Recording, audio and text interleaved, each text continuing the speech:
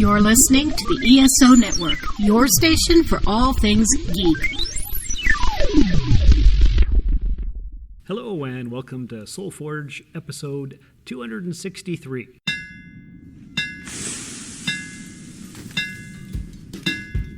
Welcome to the Soul Forge, a place of silent mystery, quiet contemplation, and outright mayhem. Join your host, Shawn Vanderloo, as he guides you through the adventures of living. Together, we'll talk about life and love, sex and dating, joy and heartache, memories and loss, and so much more. Don't worry, it's not nearly as pretentious as it sounds. Get ready for life, the universe, and everything on the Soul Forge.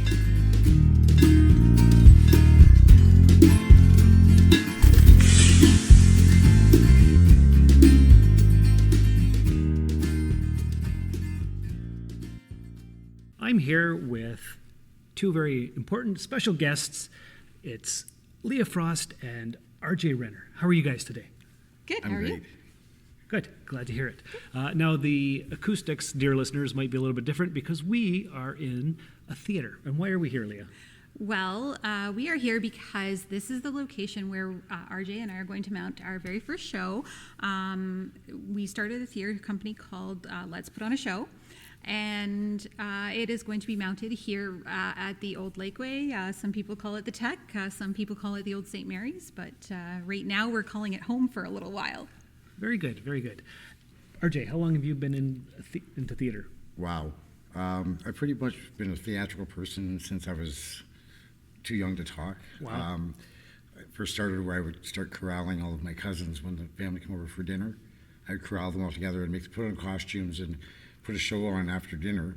They had no choice. So one of those. Yeah, I idolized Alan Alda. Oh yes, from MASH. Yep. He started that way in his backyard making films. Is that right? And he became a director and an actor, as you all know. Mm-hmm. So that was kind of my start. Then got into musical theater, then into drama, and been doing it since I was basically 15, going on 16. Okay, and you're fairly well known around town? Yeah, pretty much. Most people know me. Yeah, and how do you know him? Well, RJ and I did a production of, I think the first one was Alice in Cuckoo Land for Sault Theatre Workshop. That's where I kind of made my start as well. So I actually started in community theater when I was in high school, actually right here on this very stage. On this very stage right here? Yes. Where we're sitting? Yep. This was I did my very first production here. So it's kind of gone full circle for me. But RJ and I were in Alice in Cuckoo Land, and I think we just kind of clicked. We really got along well, and we have a lot of similar ideas, and that's why we thought this was a great fit. That's awesome. And so there hasn't really been a theater company like this in town for quite a while, or?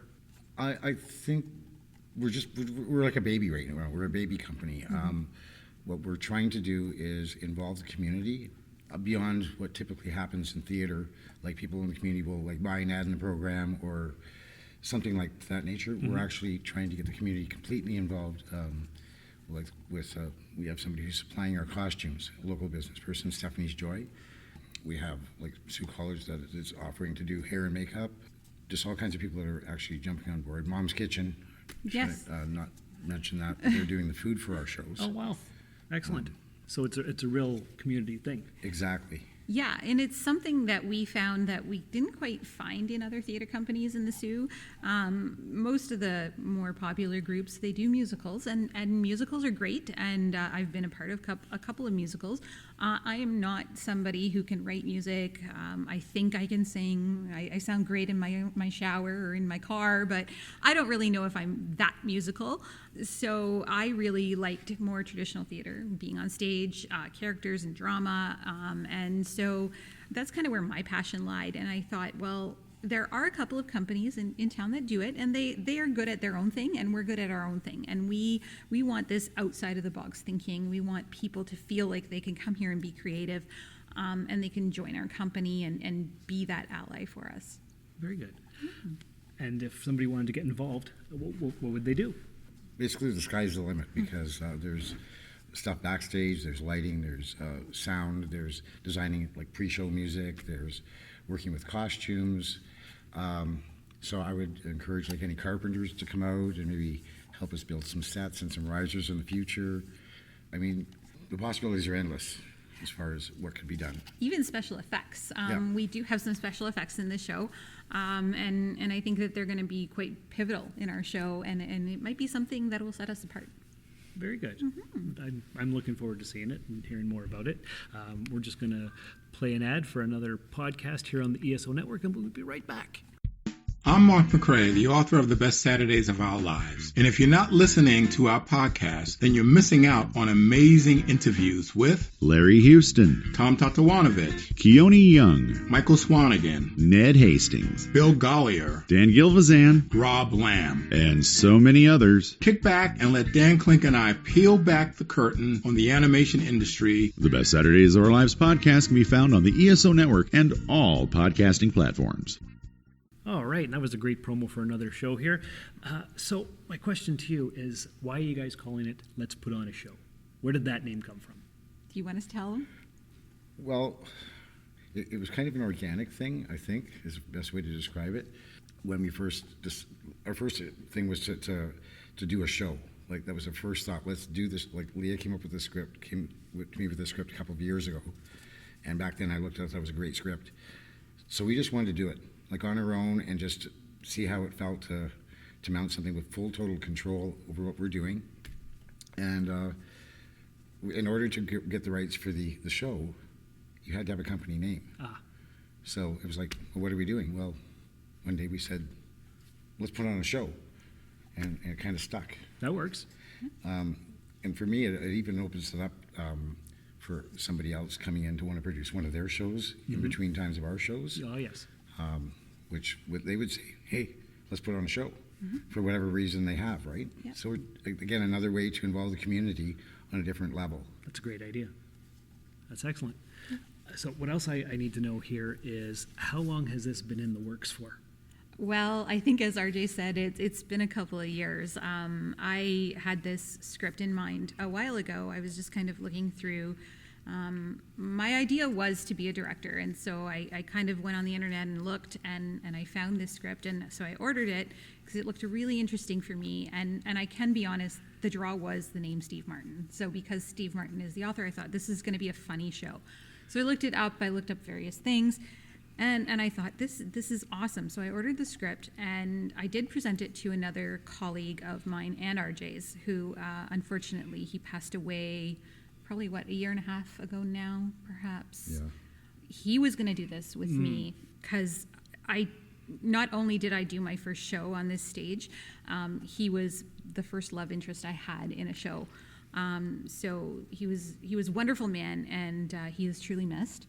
But when he passed away and actually got very sick prior to passing away, he just couldn't do it. So RJ was my next logical choice. So then COVID happened, of course, and things were really shut down. And so we really couldn't find a venue. Putting stuff together was very touch and go because of COVID. So we really had limitations there. Right. And you've mentioned it now, and I was going to ask that next. That Steve Martin name sounds familiar. Can you tell me a little bit more? Yeah, Steve Martin, he's kind of a known actor somewhere, maybe. I think I've heard of him. I think you've I've heard heard of him. the term iconic, maybe, was one of the words maybe. I heard. Yeah, I'm not really sure. He was in a lot of pretty decent movies, though. Yeah, and that kinda show, funny. that show from New York, Saturday Night Live, I think. I think he was. on that. Was he on that? Yeah, I think he was. so, yeah. Yeah, I think he was. So he's somewhat famous, is what you're saying. I think so. Yeah, I think so. Yeah, So he wrote a play, he did. and you like the script. Yeah, it was great. He's actually wrote a couple of scripts, but this is his first comedy. So he did write a musical, and now this is his comedy. And so. And what about this particular script drew you in? I think it was the fact that it was modern. It was set in a modern time. So I thought, if I'm going to mount this show, I'm going to use more, modern technology. I'm going to use maybe projection. Maybe I'm going to use some special effects. Maybe it's not going to be that difficult to get a costume that was, say, in 1993 versus 1953. Right, makes sense. Okay. Yeah, so we found that things would be a little more readily available. That's necessary at this day and age, for sure. Absolutely. Especially if you're just starting out, right? Right. Yeah. Yeah. And it's funny because we're starting with nothing. Like, we don't have, like, I have some personal costumes and stuff over the years, but we don't have like a prop house, a costume house. Because you're just starting. Because we're starting. And our whole idea is, if we can eliminate that, having to stockpile a whole bunch of stuff in every show, find local resources, people that want to donate or give a deal, or, we'll give you And just 70. keep adding to your repertoire and collection. And Yeah, well, and like, Leah built these chairs herself. They're not finished yet, but we have cushions to make for them, and there's a special effect with one of the chairs that has to be done. Oh, yes. But she gets to keep those. Very nice. And all the furniture for the show is going to be returned to the people that loan it to us, so we don't have to stockpile. We don't have to create like overhead for. You don't need a for warehouse. Exactly. Because that costs money. It does. And since you're just starting out, you probably don't have a lot for this. That's right. Yeah. So volunteers are definitely required and necessary. And appreciated. Yes. Definitely That's the appreciated. other word. Yes. Yeah, and that's where our local business partners come in. They're selling tickets for us. We're sending clientele to their places of business to get tickets, and hopefully they'll walk around their shops or taste their wonderful food, and they will create some business for them as well. Do we have a complete list of the sponsors or helpers or businesses? So at this time, we've chosen to go with two main ones, which is Mom's Kitchen. And if you go and see Raj over at Mom's Kitchen, he's just over here at the Tech, right next door, actually. And the food is wonderful. We're always treated very well when we go in there. And also Stephanie's Joy. She's on Queen Street. She's a thrift shop. And she is going to lend us costumes and furniture for our set, which will really, really help cut down our costs. And this is kind of new. You kind of forgot the Turtle Concepts. Oh, yes, that's The right. place that I work for, they've offered like set decoration, fake plants, all kinds of whatever, like some of our facing on the stage will be donated by them. Yes, Oh, right on. that's right. And a vehicle to get me back and forth between work and rehearsal and home. Oh, that's helpful. Yeah. Very helpful. So he's kind of sponsored me in that way too. That's excellent. It sounds like it's really coming together. Yeah. So the show is called Steve Martin's Meteor Shower. Yes. Can you tell me a little bit about the play? So Meteor Shower by Steve Martin is about two couples. Mainly it's about one couple, but there's another couple that comes to try to cause some problems. Uh-oh. And it's really about, I think personally, it's a show about how strong a marriage can actually be, how strong a relationship can actually be in the face of adversity. And it's funny. And it's funny.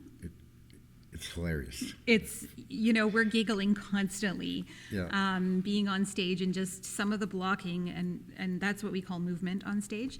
We call it blocking. So as we're doing blocking, we're rolling in the aisles. We're really, this cast is getting to know each other really well and working together really well. Good. I think we have the right people in the right roles.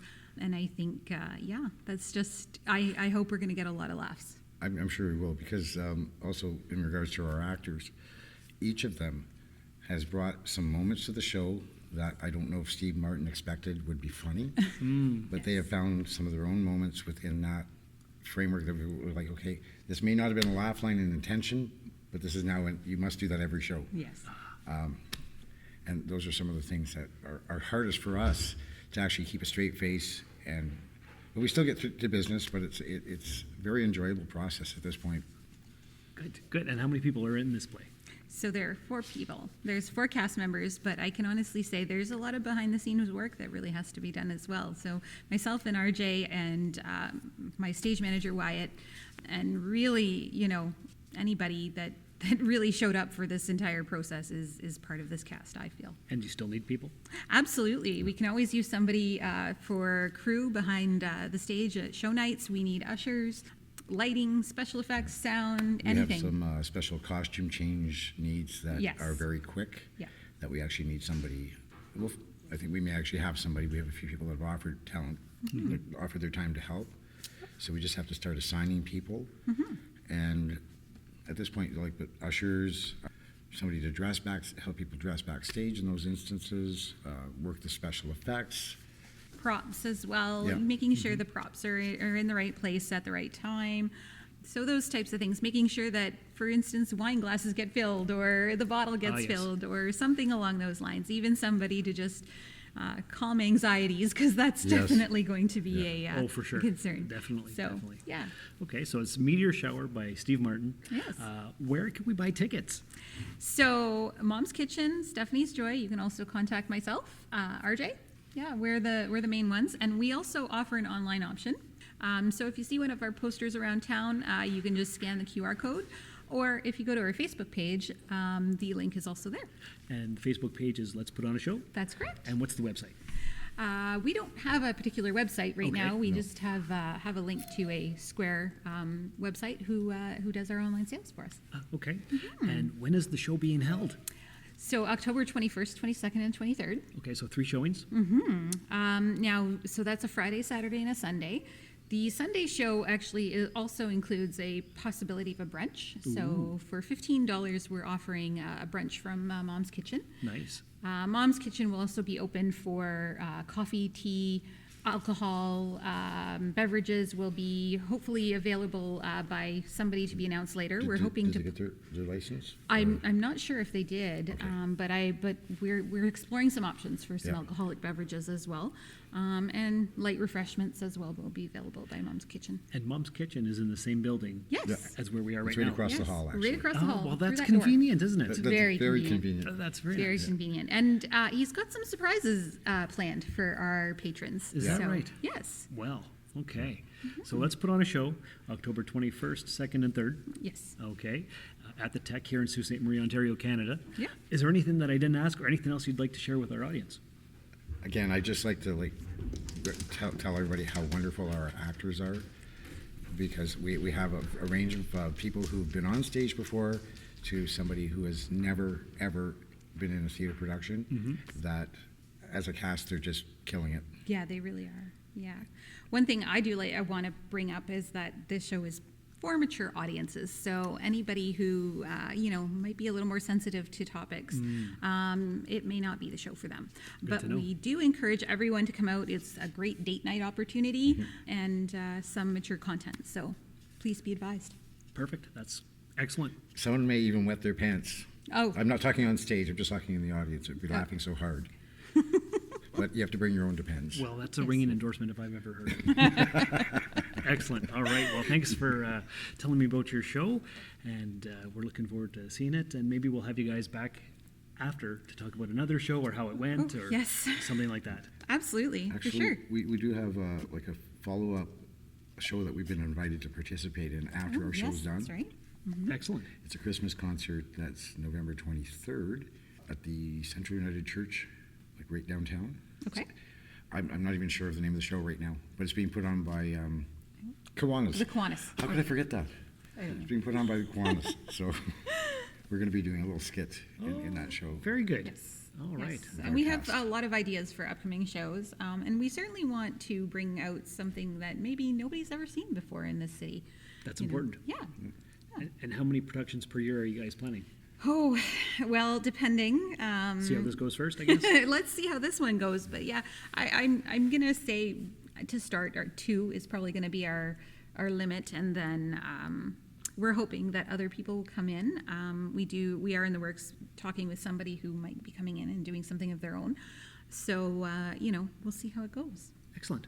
All right. Well, thanks again for your time. Listeners, thanks for checking out the Soul Forge podcast. Make sure you check out Let's Put On a Show on Facebook. Take care of yourselves and each other. And remember, the show must go on. Thank you for listening to another episode of the Soul Forge podcast. Your support is greatly appreciated, and we hope you'll tune in again next time. Remember that you can visit soulforgepodcast.com for all of our social media links. And don't forget to share the show with everyone you know. The Soul Forge podcast is your best source for living your best life. Think about it.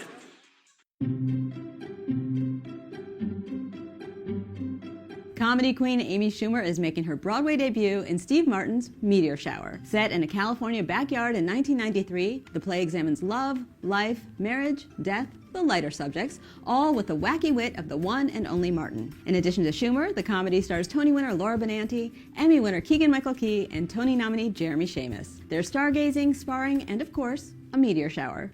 If you're in the mood for marvelous madness, head to the Booth Theater. For tickets and more information, visit Broadway.com. This has been a broadcast of the ESO Network. Be part of the crew and help support our shows by donating to our ESO Patreon or by shopping at the TeePublic store, which can all be found at www.esonetwork.com. The ESO Network, your station for all things geek.